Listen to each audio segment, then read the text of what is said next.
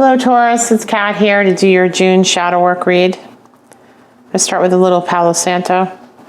Smudge your cards.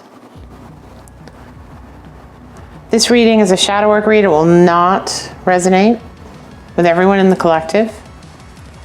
It is intended to reveal those things that must be healed in order for you to meet your best and highest purpose. Those aspects of the reading for the month of June that may not have come out earlier in the month. And it is for those things that we like to keep hidden from ourselves and from others. It's about the masks we wear and the perceptions we wish other people to have about us.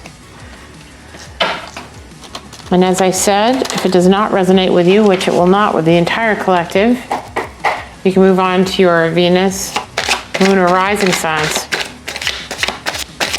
Start with the Celtic Cross read with the Hush deck here. We'll move on to Murder of Crows and the Dark Mirror. I do not take cards from the deck. I allow Spirit to choose those. If you don't have the patience for that, you can certainly fast forward. I will review each of the cards again as we get there. No, that's too many, Spirit. I'm not going to take all those. This one definitely wanted to come out. This is the Wheel in reverse with the ant. We've also gotten the World is the cross card over the querent here. Eight of Swords in the recent past.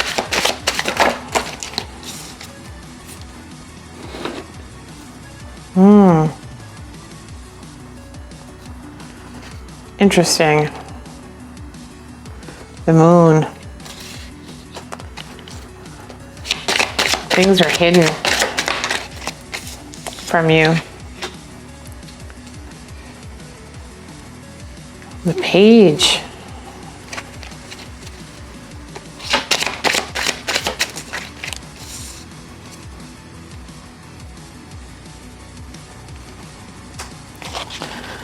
Okay, it's your general attitude. Page of Wands. In this case, it's Spear, really.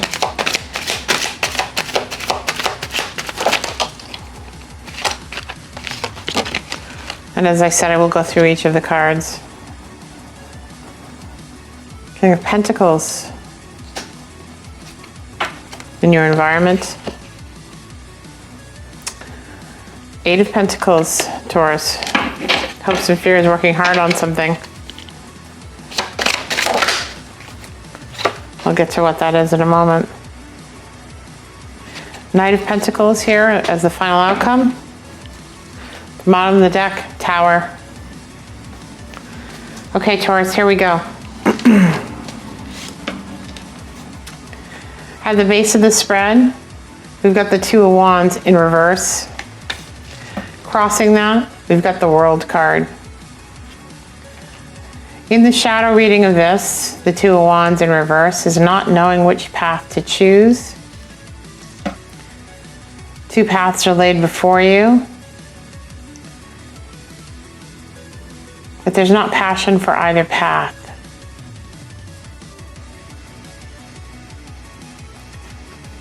Cross card here is the World. The obstacle to choosing a path is the World. Ordinarily, the world is everything opening up to you. The world is your oyster, right? But the world can also mean growing beyond your current comfort level, extending yourself beyond what you know. You can see here she's waiting kind of behind this altar that she has to pass through. She has her bird on her hand. A bird in the hand is worth two in the bush, right? This is about being comfortable with what you know. And in order to grow and gain more in your life, moving beyond your own comfort level to pass through the veil on one of these two paths. Do I stay where I am? Do I move forward? I'm not really passionate about where I am, but at least I'm comfortable here, right? Comfort is the death of ideation, creativity, innovation. Comfort is the resting place of small minds, right? But sometimes comfort is a mask for fear, because at least you know what you're dealing with where you are. And these two paths, there's not passion for diving into the unknown. That isn't a possibility. Or staying where you are. So the obstacle here is to overcome the fear of expansion and moving beyond your comfort level into one of these two paths laid before you. The base of the spread is the Wheel of Fortune. This wheel's in reverse. This little ant, if he were to take the path, would be venturing out on his own. You can see him here in his leaf. Above him, the white lilies representing purity of intention, knowing where he's going, a pure heart. Pearls here, right? Moving on, taking his pearls with him to better waters. Alone in the reeds here. In the reverse, this little ant is not going anywhere. He's staying still. He's not moving. Maybe the rapids seem too scary. Maybe what's beyond this little pond takes him out of his comfort zone. In the recent past, we've got the Eight of Swords. Here, these are pink lilies that are closed. Lilies are purity of intention, but here, the intention is unknown. She is bound by the lilies. What is the right choice that she should make? She's blind to what direction to go to. This is all mental construct here.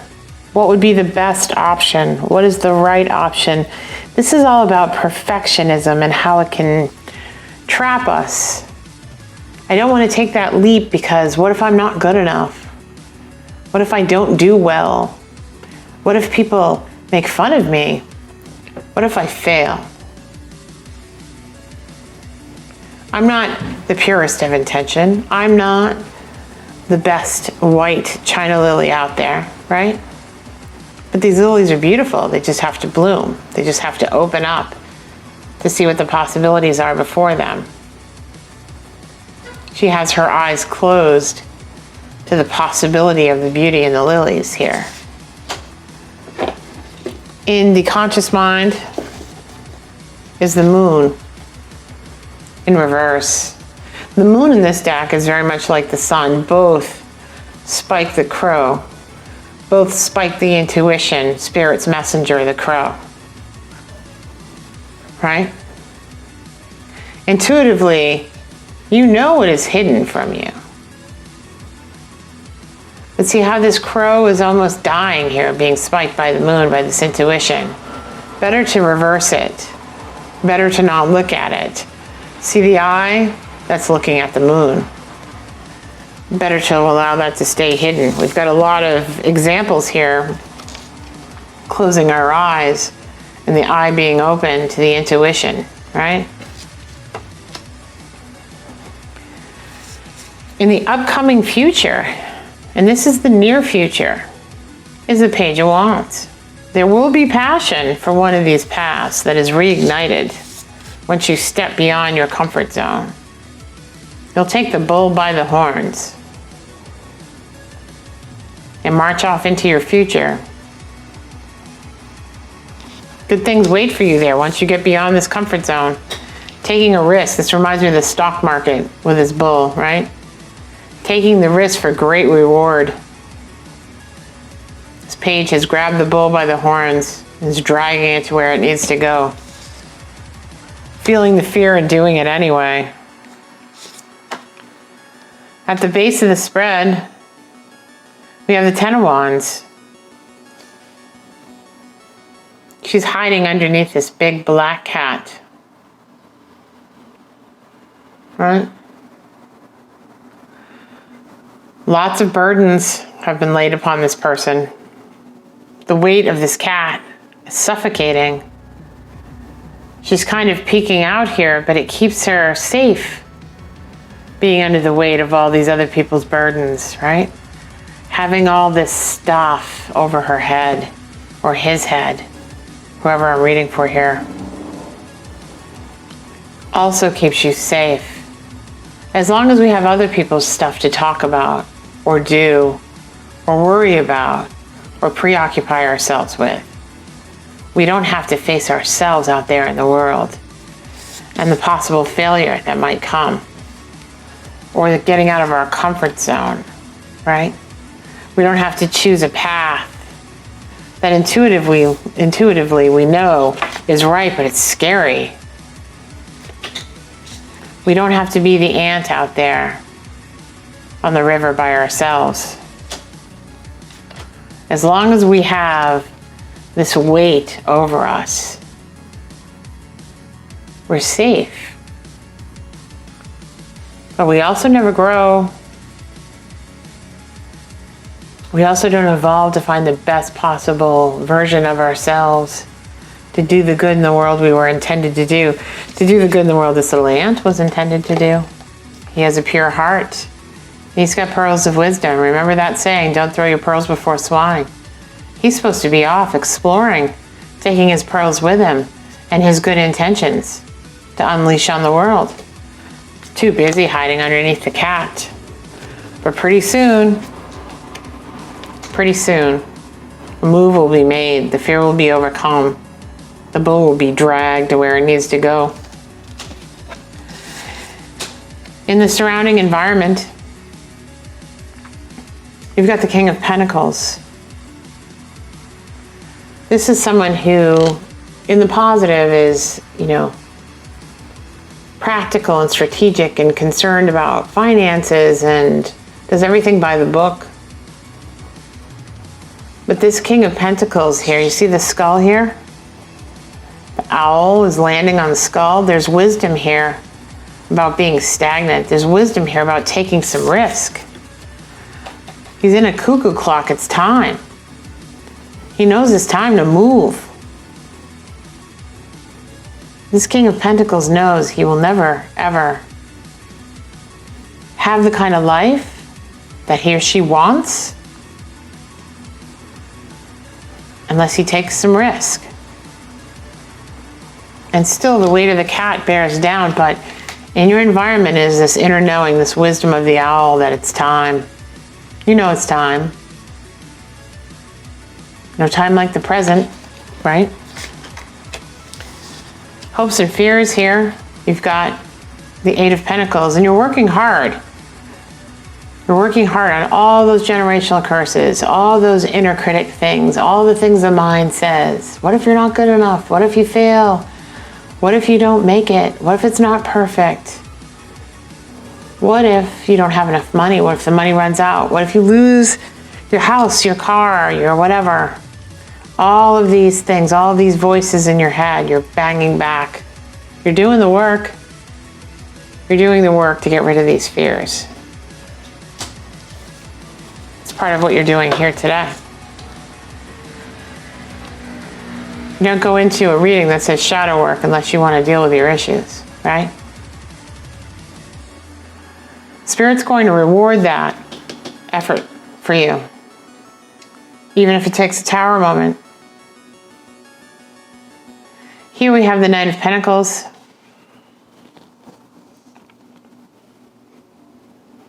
This is your final outcome. This is an offer, a slow-moving offer of money coming in and study of your craft. And I think to get there, you see how the hands are holding this little bird, holding him by his feet, but he's going to be released soon. He's going to get released so he can move forward. Here at the bottom of the deck, you have the Tower. Sudden abrupt change that rocks your world. Here's your sudden and abrupt change, right? You can plan. It's great to plan. You can do all the hard work to remove these fears, and eventually you have to leap. Eventually you have to leap, or the tower is going to come in. The universe has decided with this tower here that you are going to be put on your path.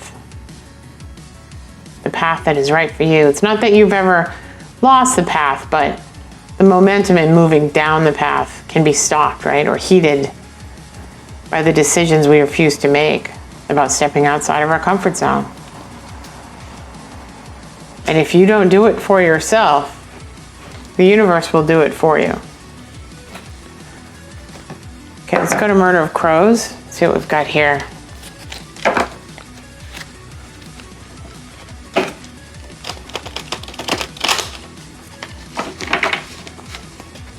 You know what it is if this resonates with you that you need to do. Everything here says you have the intuition, you know what it is. You're just trying to bang back that inner critic crap, you know? One of my favorite sayings, because I was a sci-fi nerd as a kid, was from Dune, which is fear is the little mind killer, right? Fear consumes everything. It blocks out all reason.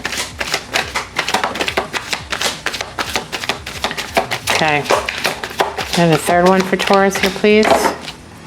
One more for Taurus, please. Okay.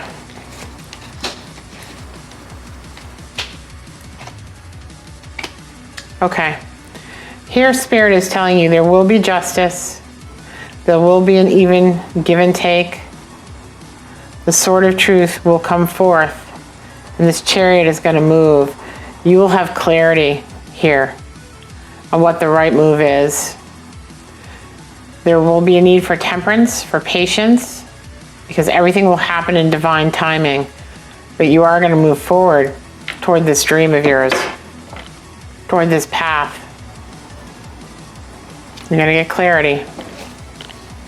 It will be easier to make a decision after this tower moment. The tower and justice together. The universe is doing it for you, I think. Over to you, though. You notice how on this chariot, above the chariot, is this face in the moon. It almost looks like the edge of a butterfly, right? Transformation, the moon and the star, chasing the star. Your dreams, your inner knowing, your intuition, moving towards that dream, right? By recognizing what's in your inner knowing already, your intuition. Clarity here. Clarity and balance in your life. Justice. And temperance. Patience. The right moment.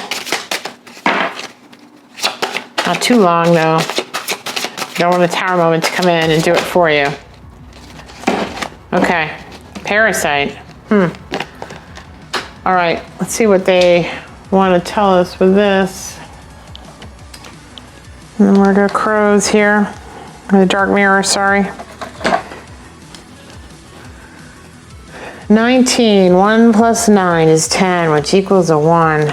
Beginning. Nice. Okay.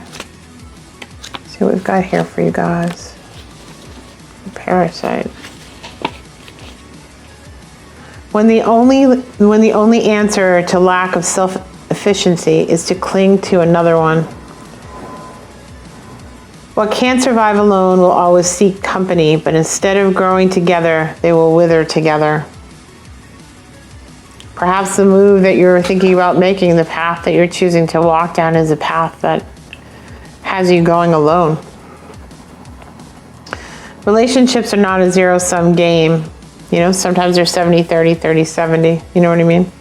But it's quite different when you use the shape of supporting rather than manipulating or exploiting. In the long run, a good relationship is a win-win, where the more I give, the more I get, and the other way around. Still, it's not always like this, is it? Not just in bad relationships. In the short run, bad is bound to happen in every household, in every true love.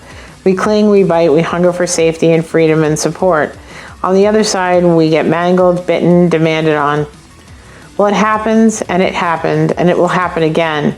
It is part of the game.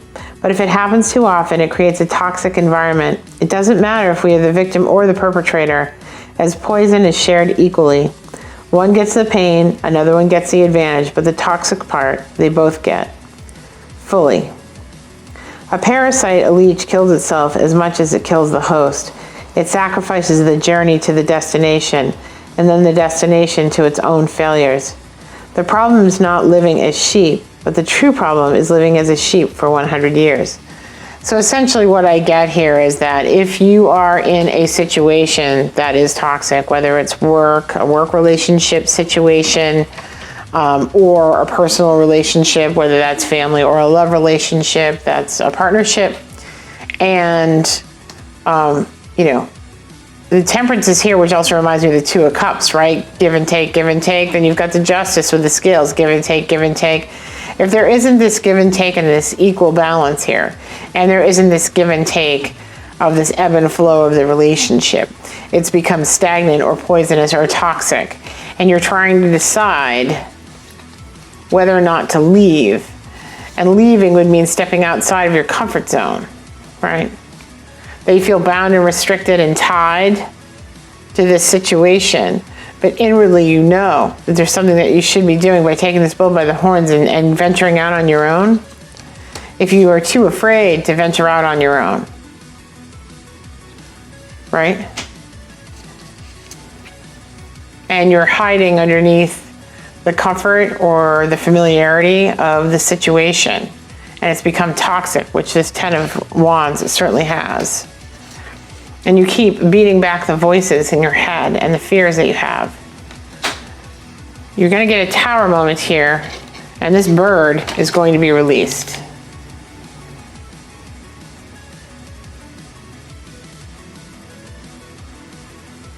He's just about to open his hands so the bird can be released. Or maybe you're waiting for the bird to be released. But the Tower moment will definitely do that. Toxicity can't last. It won't stand. Something has to change, And whether that's going down this path or doing something different other than what's happening here, if the relationship has become that toxic, then something has to change. All right? That is what I have for you guys, Taurus. And I will read again in the mid-month, hopefully to give you a little more insight. Hopefully things have shifted for you a little bit by then. Perhaps you came here to do some self-reflection and this has helped you. I hope so. If it has, please hit the like on your way out and share the video so that other Taurians can get the answers that they need. If it did not resonate with you and you're still with us, then check out your moon, rising, and Venus sign, because that may have more answers for you there. And you may also check out your beginning of the month read as well. I plan to do a pick a card later on in the month too, so you can participate in that if you so choose. Hit the subscribe button and get the notification bell so that you know when I post the next time, and you can get more information from me then too, okay? Love you guys. Take care. I hope that this has helped. And yeah, it's a difficult situation, but I think that you have an inner knowing right now of what you need to do. Okay? Take care. Bye.